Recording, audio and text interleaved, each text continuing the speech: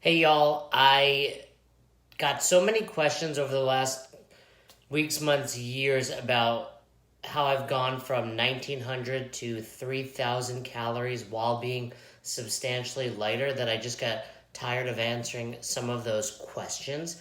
But I thought to really dive into answering that, I should give the backstory about why I, in fact, started flexible eating. So, as I posted on the discussion topic, please, if you enjoy our program, ownyoureating.com, if you've struggled to lose weight, if you have used our program, if you know someone that's struggling to lose weight, please give it a share. The more people we can influence, the better. As you know, this is what Roz and I do because it is our passion. Actually led me to write a book. Yes, Mom, I have a real job and I've written a book. This was the first indication to my mom at nearly 40 years old that maybe my son does have a job. I wanted him to be a doctor or a lawyer like any good Jewish mom did, but he went the path of fitness, and at least he has a book. So, Mom, published author. So anyway, let me give you the backstory. For some of you that have read my story in the past, you know I grew up wrestling, and I continue to wrestle this day. The ear often gives it away, but I train jiu-jitsu, working towards my black belt. And it was right around this time of year, I always remember because it was springtime, and it was right around this time of year 6 years ago. And thanks everyone for tuning in. I appreciate you guys. If you have questions about anything, feel free to ask them below. I'll do my best to stay on topic while answering those questions. But 6 years ago, it was early January. You get these flyers in the mail when you compete in competitions like Naga or Grappler's Quest. And I got a flyer in the mail, and it was for a Naga competition that was going to be in town at Siena College. At the time, I lived in Albany, New York, where I moved for college and then stayed there for the next 20 years. Thanks, Julie. And I remember I got it and I read it.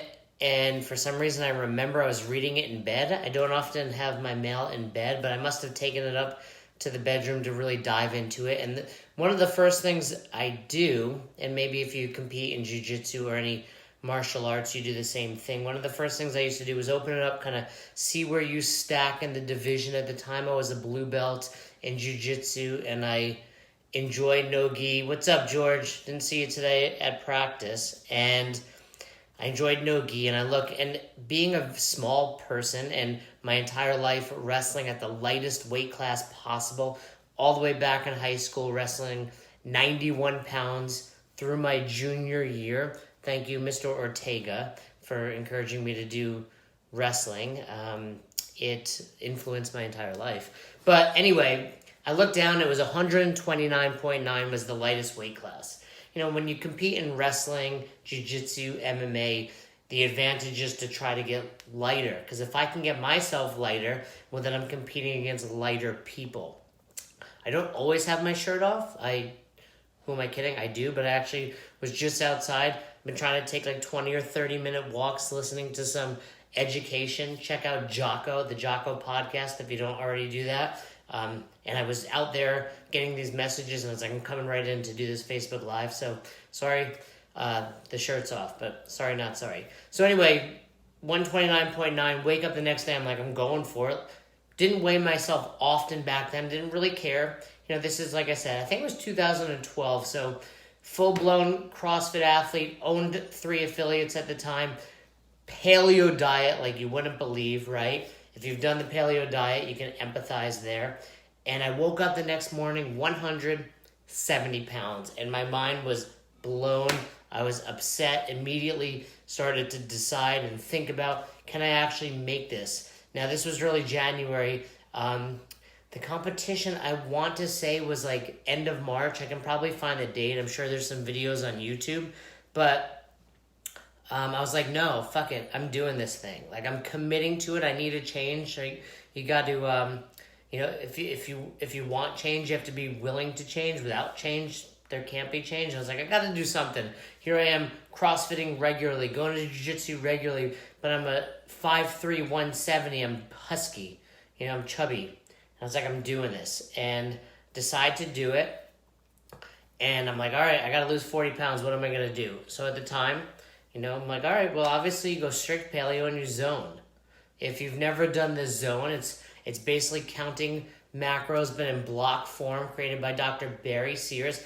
There's benefits to it. Do not get me wrong. We talk about it at CrossFit Level 1 seminars, but there's also some things I don't love about it. Tracking is important. The zone teaches you to track blocks.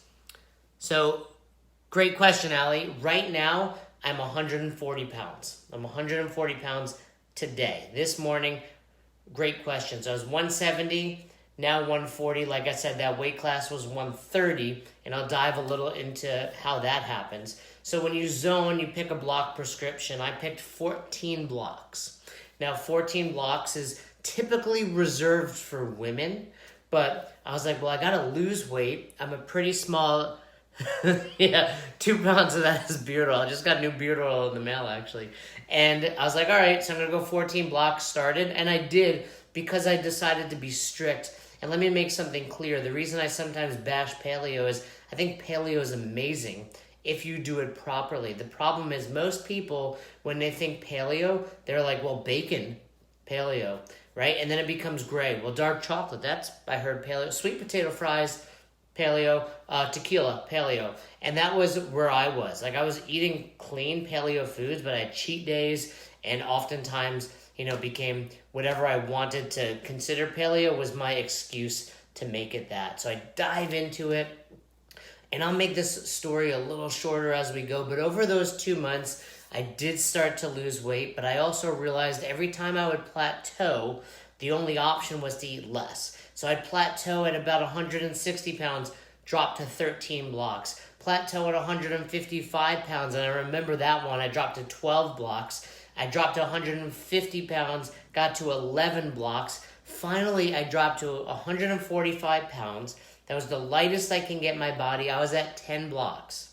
10 blocks is probably the equivalent of about 800 to 1,000 calories.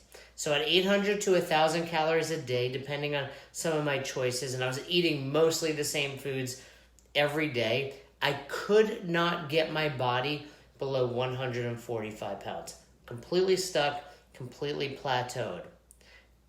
I was starving, moody as hell, performing like crap both on the mats and in the box, and it was the week of, stuck at 140 pounds, and 145 pounds, and I was like, what am I going to do?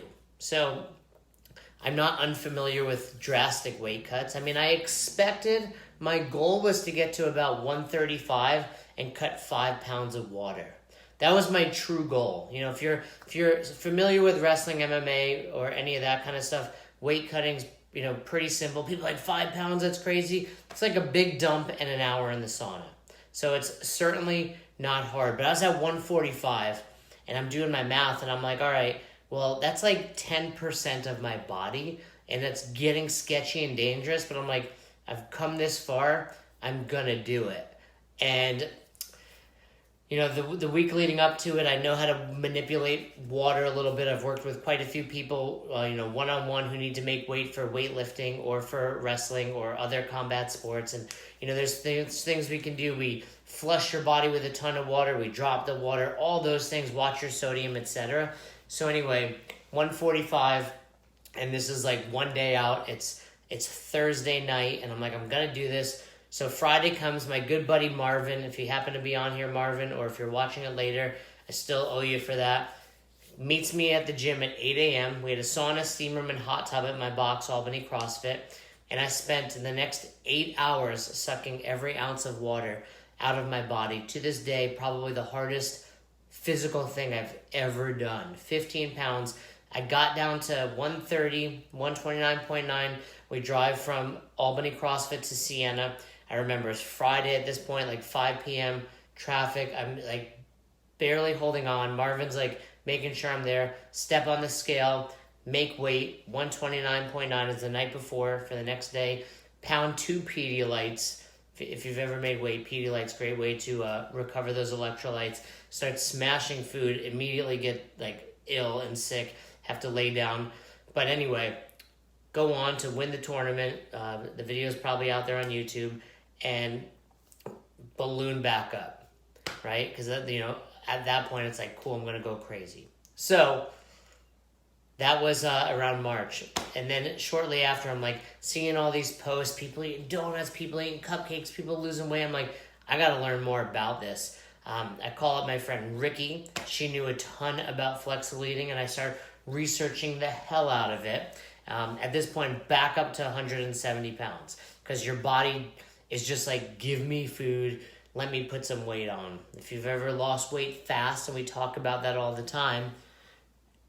Yep, Susie, you remember that. And we talk about that all the time. If you lose weight fast, it's going to come back on faster.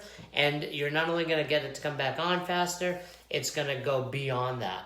So, after doing that, I find out about flexible eating, and I just dive full board into flexible eating. I'm like, what I'm doing is not working. If you can, agree or empathize, or you've been there before, what I'm doing is not working. I need to make a change. So I dive full into it. I'm like, well, everyone's posting pictures of donuts. Everyone's posting pictures of food they love. I'm going to eat Cinnamon Toast Crunch. And when I posted earlier that I went from 1,900 to 3,000 calories, my first set of numbers were based on 1,900 calories. Allie, great question. I'll answer that quickly. I'm not sure exactly where the term flexible eating and if it fit your macros came from. Old school bodybuilders, if you go back and watch Pumping Iron with Arnold, he's basically flexible eating, right? They may not be keeping track of every little detail, but they're certainly aware of their protein, carbs, and fats. So, that's probably where it started, and then it's kind of skyrocketed and blew up in the last few years. 1,900 calories, back there. My first set of carbs was 190 grams, based on that 1,900 calories. No joke, I'm not kidding you. I ate nearly 100% of my carbs every single day from Cinnamon Toast Crunch. I would save them up. I would have about 5 servings, because you guys that think you're having a serving of cereal, you never are. A serving of cereal, a serving of Cinnamon Toast Crunch was 31 grams of carbs. So I remember pouring it, and I would do the math, and I would have it on the scale, and that's how I lost about 20 pounds. So it was 170 to 150, eating with those numbers, and then it was one day after probably not having had a bowel movement those 2 months, because I'm having 0 fruits and vegetables. I'm like, all right, there's probably a better and smarter way to do this. I need to eat some greens every so often. I need to have some better quality foods. And I started eating those. But over time, I went from that 1,900 calories and continued, what's up, Conk? Continued to lose weight till the point that I got all the way down to 130 pounds. So first thing to wrap your mind around is I'm eating nearly double what I was eating that I couldn't get past 145. And now I'm eating nearly double that and got all the way down to 130. So big lesson for all of you that are like, I don't know about flexible eating, I don't know about this. You're probably not eating enough. If you're struggling to lose weight, it's going to be completely counterintuitive, and it's going to, make you think I'm crazy if you don't already. But you're probably not eating enough. So when I get down to 130, I'm like lean as hell, but at the same time tired, sluggish, not performing great at the box. And that's when I started to reverse diet. So it's not that you go from 1,900 calories to 3,000 calories like Monday, Tuesday, boom, 1,100 additional calories. That reverse dieting was very slow. Week after week, adding some carbs, adding some protein, adding some fat. But as I would do that, at first I actually started to lose even more weight. I got down to like 125 at my absolute lightest. Because when your metabolism is already boosted, adding more food is like adding more fuel to the fire, and then it just really took off. So I had to add more a little faster at that point. But then slowly, I started to see that weight creep back up. I based it on things like, well, how was I feeling at the box? How was my energy? How did I look in the mirror? All of those types of things were really indicators of what I should be doing. But I got to the point that I was at 3,000 calories. And when you see Roz and myself eating things like donuts and pizza, and you're like, well, I'm tracking, I can't do that. It took time. You have to be willing. You have to be willing to deal with that 1900 or whatever your starting numbers are for a short period of time before, making that big change. So, it took time, and it took dedication, devotion, diligence, consistency, all that good stuff. I mean, what I tell people is, man, I was on a diet that allowed me to lose weight with Cinnamon Toast Crunch, pizza, foods I enjoyed.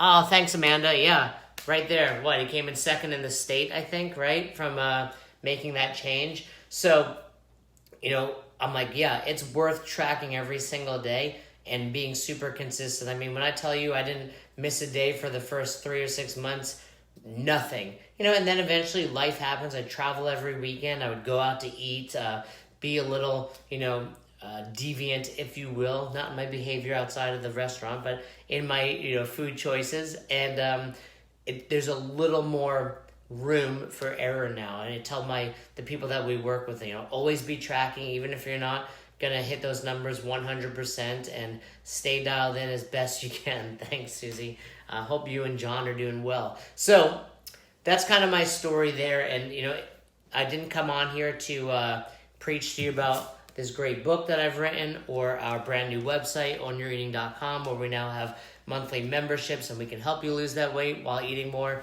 Didn't come on here to preach any of that, but honestly just got so many questions about how do you reverse diet, and we obviously give you a lot more hand-holding than that if you need it, but that's really where it all started. So if you're struggling, look, there's plenty of people out there that can teach you how to track macros. Whether you do it with us or you do it with someone else, I encourage you to keep track of your food, because that's the only way you're going to know how much you're eating. And so many people are like, well, I'm eating too much. I better eat less. And if I eat less, I'll lose weight. And they're like, well, this shit isn't working, right? Or it works because you go so drastic. And then you've probably been here, right? There's a lot of you on here watching. No doubt the majority of you have lost weight fast only to gain it back. And when you gain it back, it hits you harder than it started. So I hope that helps. Any questions before I hop off? My mom's got some sushi for me that I'm going to go pick up. Any questions for me? I see a lot of you that I recognize on here. And like I said, still okay to eat a slice of pizza, though, eating at 180? Yes, I tell you this all the time, DeChico. You got to eat foods you love. If you're not eating, here's what's going to happen. Nick DeChico, we went to school together. We partied way too much. Love it, Amanda. And here's what happens. You guys have all done this. Let me talk briefly about those of you that have done this. Oh, I'm going to deprive myself. My new diet tells me I can't eat pizza. My new diet... Thanks, John. Actually, yeah, sushi for tonight. My new diet tells me I can't drink beer. I can't have donuts. I can't have, date night with my wife. DeChico cuts out pizza. We all know this.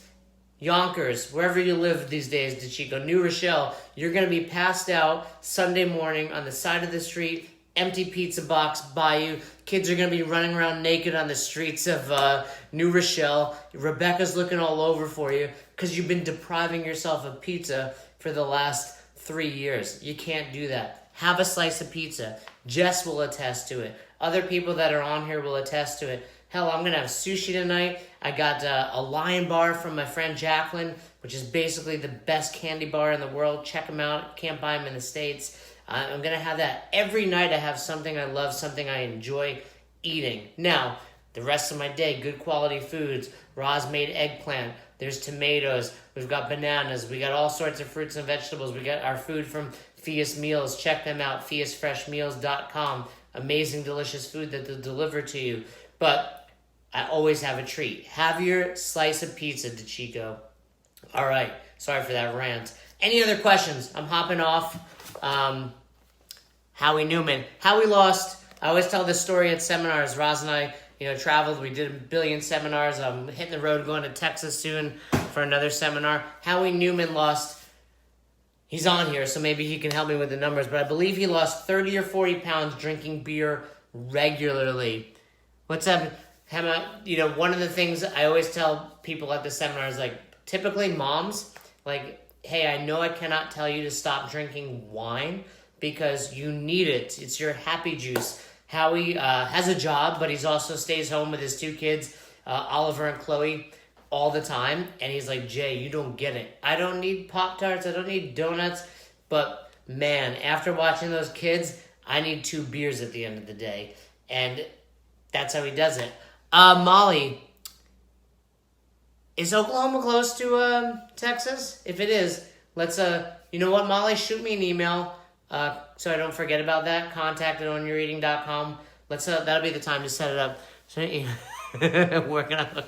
Don't listen to Conco, guys. Howie, if you're here to let us know if those were the right numbers, you're probably at work and can't type or whatever. But yeah, Molly, let's make sure we set that up. If you own a box, actually, or go to a box, or have some friends that want to gather around, listen to me talk in your living room, feel free to shoot me a message, contact it on your eating.